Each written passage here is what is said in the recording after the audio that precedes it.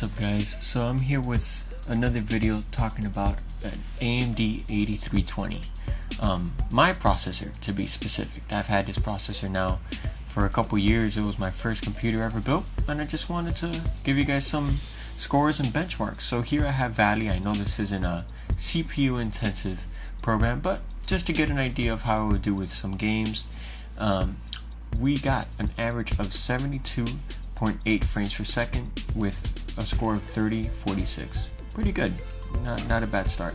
Now let's move to Cinebench. Cinebench, as you see here, stressing all 8 cores.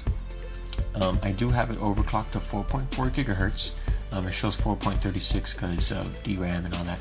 So as we're finishing up here, we get a pretty decent score of 676.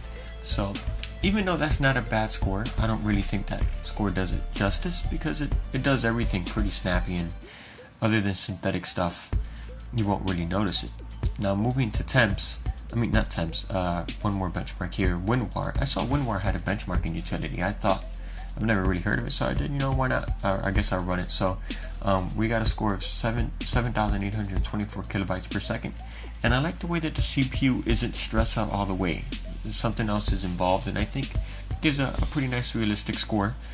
I don't really have nothing else to compare it to, so sorry, but I'm pretty sure if we go online, you might be able to find some other stuff.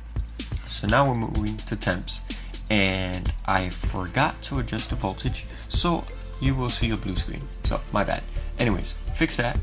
After stressing it for about 40 minutes, really the highest that I saw it get was 49 Celsius. Still really cool, still plenty of room for overclocking, just didn't really see the need to. Now I wanted to test out a game, which is Forza Horizon 3.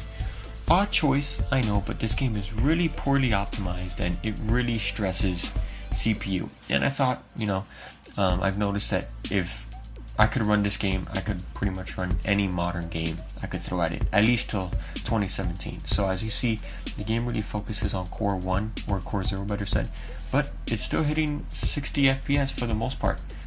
It is capped at 60 FPS, and I say that's pretty good. There is a little bit of CPU bottlenecking, but like I said, 60 FPS for an average, or mostly an average, most of the time, I think is pretty solid, and I can't complain.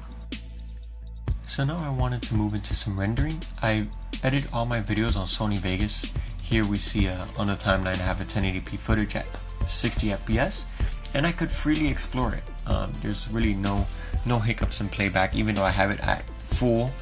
Now, indeed, there aren't any effects yet or transitions. That does choke it up a little bit if I do leave it at full preview, but it's not really a problem. I just adjust the settings on the preview, and it fixes it. As you see now, I'll show you here, it will choke up a little bit, but I see with age you just have to have a little bit of balance, adjust your expectations, and you'll be pretty content. You'll save some money and have a good system. So other than that, some concluding thoughts. I've had this CPU now for 3 years. I've been thinking of overclocking it some more, which I probably will, but other than that, I've really enjoyed it. I really feel that I got a really good processor for my money. I paid around $170 for it a couple years ago, and it hasn't failed me since. Anything I throw at it, it gets it done, and I can't complain. And overclocking is always a great feature. I could always prolong the life a little bit, and I don't believe I'm gonna switch processors anytime soon, at least not this year. Other than that, thanks for watching.